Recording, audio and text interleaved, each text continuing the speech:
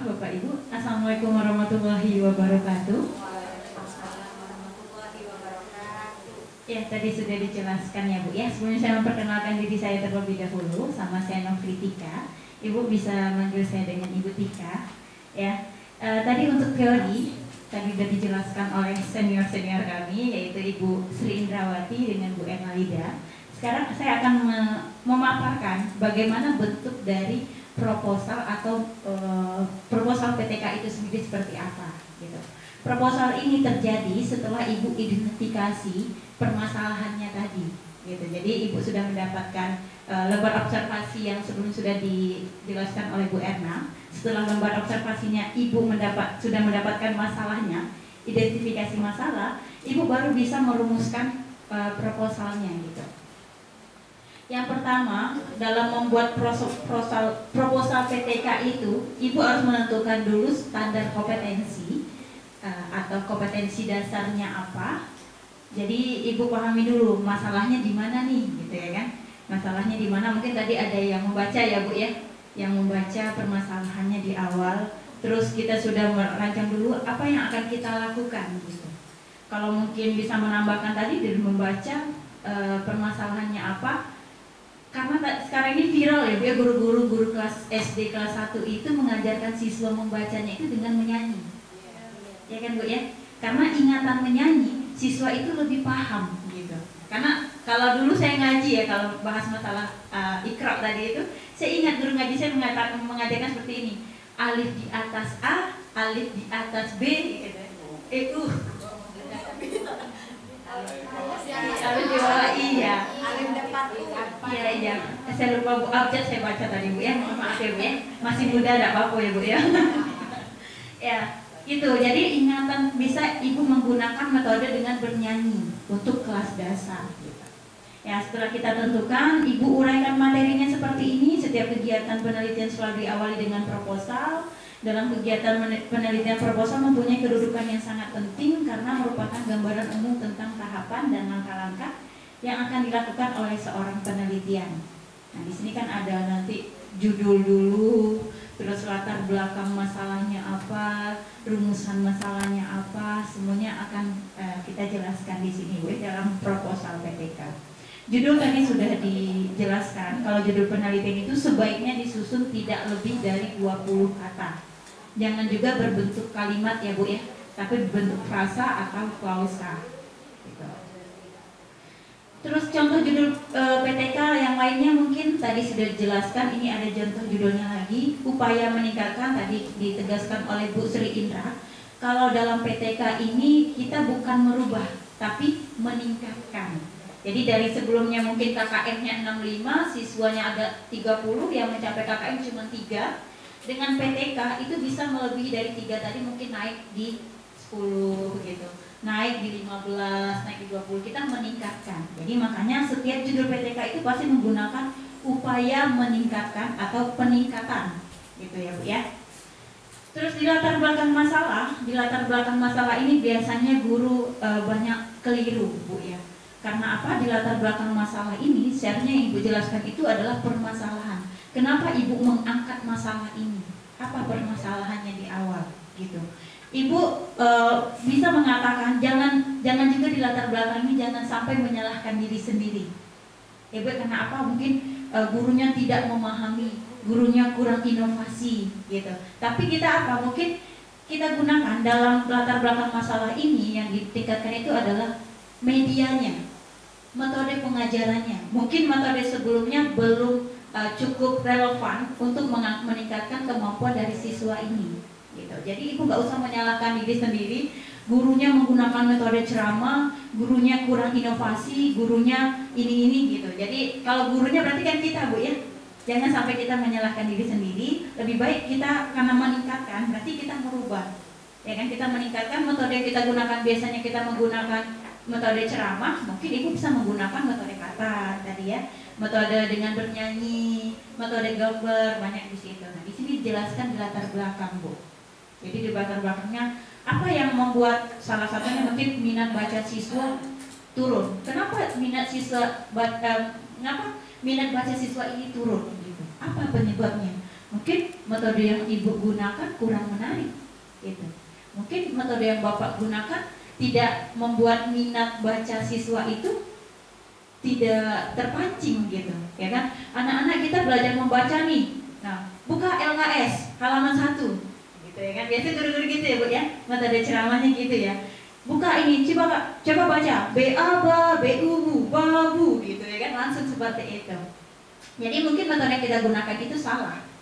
Atau mungkin kita menggunakan metode huruf A, I, U, E, O itu juga memperlambat. Mungkin kita menggunakan suku kata langsung ma, pa, gitu ya kan. Ini dijelaskan di latar belakang masalah. Ya, semuanya ibu jelaskan di sini. Data yang ibu dapat kenapa bisa menghasilkan ini karena ibu guru kelasnya. Jadi ibu melakukan, mungkin observasinya sudah melakukan 2 kali pertemuan, tapi nilai yang itulah tetap mengalami permasalahan. Ya, ini di latar belakang masalah. Lanjut di deskripsi masalah. Nah, permasalahan yang diusulkan untuk ditangani melalui PTK itu dijabarkan secara lebih rinci dalam bagian ini. Masalahnya benar diangkat dari masalah keseharian di sekolah. Jadi, ibu yang mengajar di kelas ini mengetahui apa permasalahan yang ada. Ya kan? Apa penyebab anak itu mengalami penurunan dalam nilainya? Apa yang membuat anak kita tidak tertarik terhadap metode yang kita gunakan? Kenapa anak tersebut bla bla bla? Banyak ibu ya di sini dijelaskan gitu. Jadi di masalah ini ibu jelaskan permasalahan yang ada. Ternyata di sini dijelaskan semua gitu ya bu ya. Terus di makalah, di proposal ibu buat juga dicantumkan tentang cara pemecahan masalah. Cara pemecahan masalah dari latar belakang masalah tadi, dari deskripsi permasalahan, kita carikan solusinya atau pemecahan masalahnya. Apa pemecahan masalah yang terjadi? Ibu bisa menggunakan langkah-langkah. Seperti yang pertama itu ibu bisa menggunakan model secara konseptual, seperti grouping. Mungkin ibu merubah yang tadinya kita belajar sendiri-sendiri, siswanya bu dibentuk grup, ya kan? Grup kecil, mungkin dari satu grup itu bisa ada 4, 5, 6 gitu, tergantung pembagiannya berapa.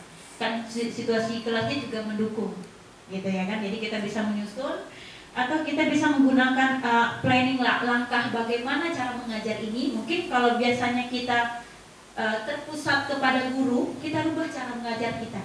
Jangan terpusat kepada guru, jangan kita yang menjelaskan. Suruh siswanya yang oke, ibu ini ada suatu permainan nih, gitu ya kan. Ibu ada permainan, ibu ada kartu. Coba, ibu mau tanya nih, yang mana yang tulisan apel? Gitu misalnya, langsung mereka siapa yang cepat? Tadi sudah disusun grup, siapa yang cepat? Boleh angkat tangan, gitu ya kan. Biasanya siswa kelas rendah itu semangat diadakan permainan seperti itu ya Bapak Ibu ya. Kalau mereka sudah bergerak itu semangatnya luar biasa gitu. Saya bu, gitu. Kalau sudah itu berarti kita bisa investigasi. Oh ternyata ini permasalahannya gitu. Ternyata metode yang kita gunakannya harusnya seperti ini gitu. Metode yang kita ajar itu harus seperti ini. Jangan yang seperti sebelumnya. Nah, ini kita sudah melakukan pemecahan masalah, ini loh solusinya gitu. Baru setelah ada organizingnya, presenting atau evaluatif. Nah, setelah selesai kita evaluasi untuk siklus berikutnya, baru kita praktikkan bu. Kita praktikkan apa yang kita dapat tadi. Oh ternyata dengan metode ini lihat hasilnya. Sudah bisa apa belum? Di deskripsi masalah, pemecahan masalah itu dijelaskan. Ini rasa ibu metode yang biasanya kita menggunakan metode ceramah, kita menggunakan banyak ya bu. Kalau berhitung itu banyak lagi metode-metode atau media yang digunakan. Salah satunya media bergambar, media apa bu? TGT ya bu ya, turnamen, apa bu? TGT, game turnamen. Tahu nggak bu? Ya karena saya pernah ngajar juga guru SD PTK ini, guru-gurunya itu inovasinya terbaru ketika mengajarkan matematika, mereka menggunakan metode TGT. Jadi tim turnamen ya, tim game turnamen gitu. Jadi ketika disusunnya grup, jadi mereka membuat bentuk kayak yang debat itu ya bu ya, gitu. Ya di pemecahan masalah ibu bisa menjabarkan itu. Di proposal kita juga mencantumkan tujuan dan manfaat penelitian ini untuk apa. Gitu. Ini kalau tujuan dan penelitian ini, tujuan dan manfaat ini sudah biasa ya Bu ya. Tapi di PTK kita harus mencantumkan tujuan penelitian ini berdasarkan dari rumusan masalah tadi Bu. Kalau rumusan masalah tadi kita mencantumkan bagaimana meningkatkan cara hasil belajar siswa mata pelajaran apa, tentang kompetensinya apa, di tujuan kita menjawab dari rumusan masalah ini. Contohnya rumusan masalahnya bagaimana penerapan metode diskusi pada mata pelajaran PAI tentang zakat di kelas 7A semester 2 SMPN 2 Serang dalam meningkatkan hasil belajar siswa. Ini yang contoh dari SMP ya Bu ya. Tujuan penelitiannya kita bisa mendeskripsikan cara menerapkan metode diskusi pada mata pelajaran PAI tentang zakat dalam meningkatkan hasil belajar siswa bla bla bla gitu. Nah, jadi tujuan penelitian ini berkaitan dengan rumusan masalah. Paham ya Bu ya? Oke.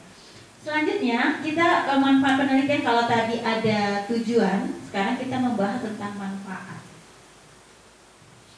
Dalam manfaat penelitian tindakan kelas, guru secara langsung menyusun silabus dan RPP yang disesuaikan dengan masalah yang akan dipecahkan melalui PTK. RPP Ibu yang sebelum melakukan PTK ini kan ada ya Bu ya?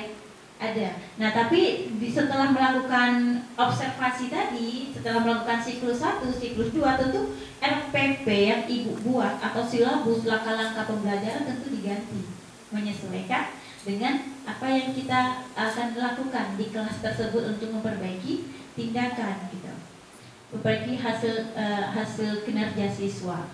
Manfaat penelitian merupakan uraian tentang kegunaan dari hasil sebuah penelitian yang telah dilakukan. Kegunaan ini tentu untuk kebutuhan siswa dan guru. Jika permasalahan yang dipecahkan juga menjadi permasalahan pembelajaran bagi guru lain, tentu penelitian ini juga dapat didiseminasi untuk langkah gigitan guru yang menghadapi persoalan yang sama. Namun demikian, karena siswanya berbeda, maka tetap perlu dicermati dalam pengembangannya. Jadi manfaat ini berlaku untuk guru kelasnya, untuk guru lain. Tapi PTK itu nggak bisa dilakukan oleh guru lain Bu. Gitu. Jadi guru yang bermasalah walaupun permasalahannya sama, tapi nggak bisa guru itu mengikuti langkah-langkah guru yang lain gitu, karena permasalahan walaupun sama, cara pendekatan siswanya kan berbeda gitu. Ya Bu. Di proposal itu ada namanya kerangka teoritik atau hipotesis tindakan gitu. Kerangka teori ini memperoleh informasi dari konsep-konsep yang kita bahas Bu. Contohnya tadi metode tadi ya Bu ya, metode yang kita gunakan, konsepnya apa gitu yang digunakan, dari ahli siapa, pendapat siapa, bagaimana langkah-langkahnya, bagaimana ininya, semuanya dijelaskan di kerangka teoritik dan hipotesis tindakan ini.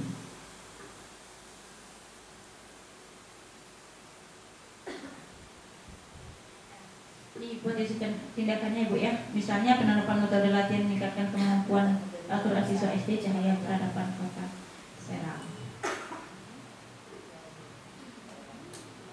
Jadi ketika Ibu melakukan PTK ini ada cara penelitiannya dan itu juga dijelaskan dalam proposal.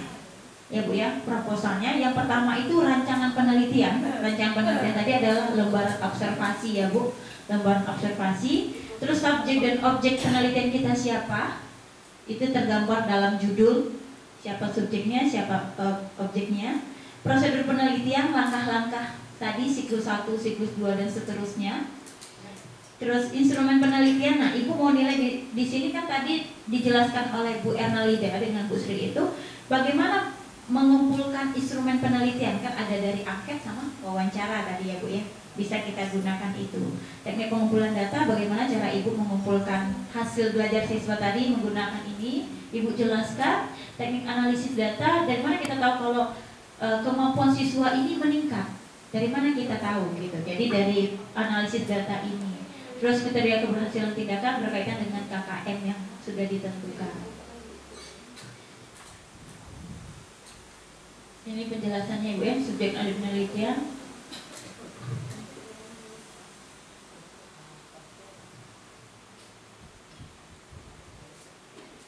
Ini pelaksanaan tindakan deskripsi tindakan tadi ya Bu ya, memuat skenario kerja tindakan perbaikan dan prosedur tindakan yang akan diterapkan.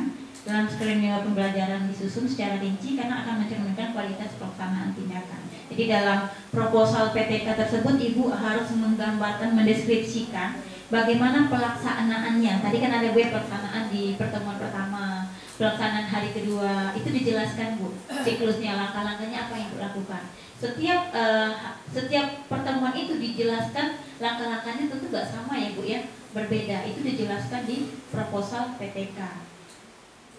Observasi yang dilakukan itu interaksi sebagai tindakan dilakukan, terutama antara siswa, apakah mencerminkan suasananya aktif atau tidak.